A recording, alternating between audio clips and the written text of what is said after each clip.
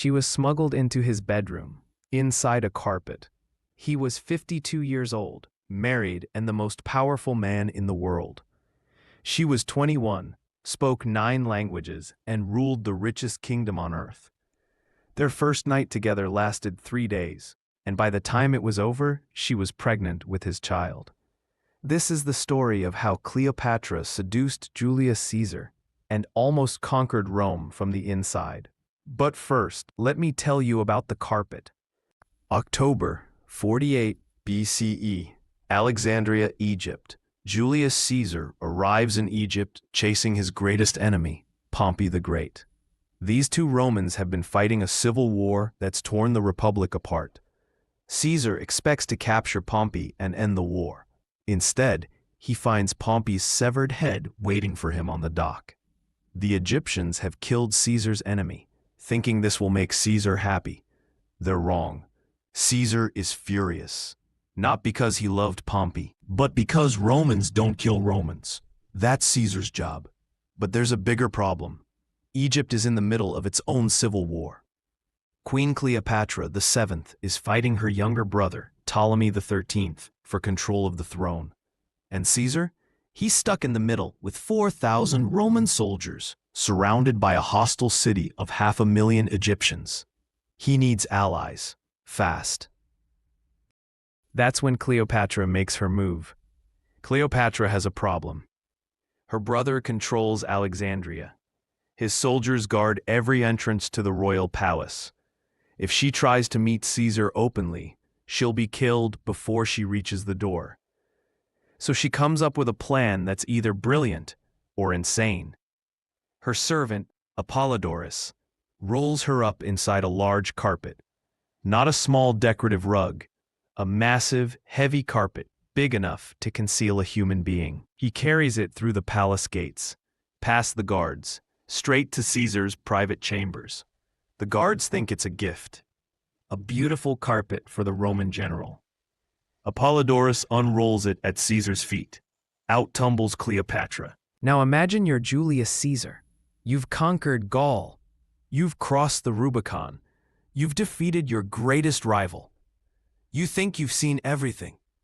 Then a 21-year-old queen literally rolls out of a carpet in your bedroom. Caesar is speechless, but Cleopatra isn't. She stands up, brushes off her robes, and says in perfect Latin, "Great Caesar, I come seeking justice for my people and my throne." Game on. Here's what most people get wrong about this story. They think Cleopatra seduced Caesar with her beauty. That's not what happened. Cleopatra seduced Caesar with her mind. See, Caesar has been with plenty of beautiful women. He's married to one. He's had affairs with dozens of others. But he's never met anyone like Cleopatra. She doesn't just speak 9 languages. She speaks them fluently. Latin, Greek, Egyptian, Hebrew, Arabic, Ethiopian, and more. She's not just educated, she's brilliant. Mathematics, astronomy, philosophy, military strategy. She's not just wealthy, she's politically savvy. She understands trade routes, economics, international relations. And she's not just a queen, she's Egypt. That first night, they talk until dawn. About politics, about philosophy, about the future of the Mediterranean world. Caesar realizes something. This isn't just a beautiful young queen asking for help. This is an intellectual equal, a potential partner, someone who could help him rule the world. By sunrise, Caesar has made his decision. He's going to put Cleopatra back on the throne of Egypt. But first, he's going to spend the next 3 days getting to know her better. For the next 4 months, Caesar and Cleopatra are inseparable. They cruise down the Nile on Cleopatra's royal barge. 400 ships, 20,000 soldiers. The most luxurious floating palace ever built. They visit temples that are already 1,000 years old when Caesar sees them. They attend banquets that cost more than most kingdoms' annual budgets. Caesar, who's used to Roman efficiency and simplicity, is overwhelmed by Egyptian wealth and culture. But it's not just about luxury. Caesar sees how Cleopatra rules. She doesn't just sit on a throne giving orders. She speaks directly to merchants in the marketplace, in their own languages. She settles legal disputes. She inspects construction projects. She reviews military formations. She's not a figurehead. She's running Egypt, and Egypt is the richest, most advanced kingdom in the world. By the time they return to Alexandria, Cleopatra is pregnant. She's carrying Julius Caesar's child. But Caesar has a problem. He's been away from Rome for months. His enemies are gathering. His allies are getting nervous. He has to leave Egypt. The question is, what happens to Cleopatra? 46 BCE, Rome. Julius Caesar returns to the capital as a conquering hero. He celebrates 4 triumphs, military parades celebrating his victories in Gaul, Egypt, Asia, and Africa. The crowds love him. The Senate fears him. He's essentially the king of Rome in everything but name. And then he does something that shocks everyone. He brings Cleopatra to Rome, not secretly, not quietly. He installs her in a villa across the Tiber River and visits her openly. She arrives with a full Egyptian court. Hundreds of servants, advisors, scholars, priests. She brings her infant son, Caesarion, little Caesar. The Romans are fascinated and horrified. Fascinated because she's exotic, brilliant, and clearly the most interesting person in the city. Horrified because she's foreign, powerful, and obviously has Caesar completely under her spell. Caesar doesn't care what people think. He's planning something bigger, something that will change the world forever. He's going to make Cleopatra his queen. Not just his mistress, his actual queen. He's going to unite Rome and Egypt under joint rule, East and West, Republic and Kingdom, the largest empire in human history. There's just one problem. Romans don't have kings, and they definitely don't have foreign queens. The Roman Senate is panicking.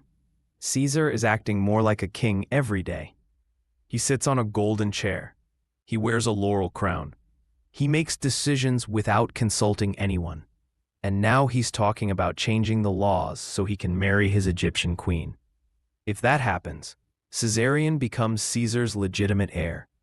A half-Egyptian boy becomes the future ruler of Rome. The senators can't let that happen. So they start planning. Brutus, Caesar's adopted son and closest friend, is recruited. Cassius, a respected senator, organizes the conspiracy. Dozens of senators join the plot. They're going to kill Julius Caesar before he can destroy the Roman Republic. March 15th, 44 BCE, the Ides of March. Caesar wakes up in his villa. His wife, Calpurnia, has had nightmares all night. Don't go to the Senate today, she begs him.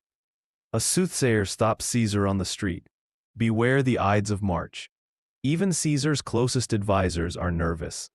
But Caesar goes anyway. He has important business. He's planning to leave for a military campaign in the East. With Cleopatra. He never makes it out of the Senate house.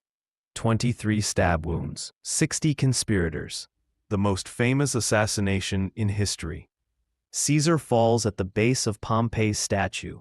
The same Pompey whose head had been presented to him in Egypt 4 years earlier.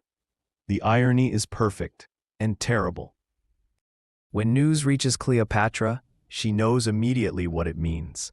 Without Caesar's protection, she's in mortal danger. The same senators who killed Caesar will come for her next. She packs her court and flees Rome in the middle of the night. Back to Alexandria, back to Egypt, back to safety. But she takes something with her. Caesarion, Caesar's son. The boy who might have been emperor. For the next 13 years, Cleopatra raises Caesarion as Caesar's heir. She tells him stories about his father, about their love, about the empire they were going to build together. She never stops believing that someday, Caesarion will claim his birthright, that the son of Julius Caesar and Cleopatra will rule the world. But history has other plans. When Cleopatra dies by suicide in 30 BCE, Octavian, Caesar's adopted heir hunts down Caesarion and has him executed. The bloodline ends. The dream dies. The love story becomes legend. So what really happened between Julius Caesar and Cleopatra? Was it love? Was it politics? Was it both? Here's what we know. Caesar was 52 when they met. He'd been married 3 times. He'd had dozens of affairs, but he'd never brought a mistress to Rome. He'd never acknowledged an illegitimate child. He'd never talked about changing the laws to marry someone. Cleopatra was 21. She could have allied with any powerful Roman, but she chose Caesar. And when he died, she named their son after him. For 4 years, they were the most powerful couple in the world. They controlled the Mediterranean. They commanded millions of people. They had enough wealth to buy entire kingdoms. And they were planning something even bigger. A world empire ruled jointly by Rome and Egypt. East and West united under their children. It would have changed everything. Instead, it all ended with 23 stab wounds on the floor of the Roman Senate. But the story didn't die with Caesar. Cleopatra would go on to seduce Mark Antony, Caesar's most loyal general. She would fight one more war for the throne of the world. She would lose, but she would never surrender.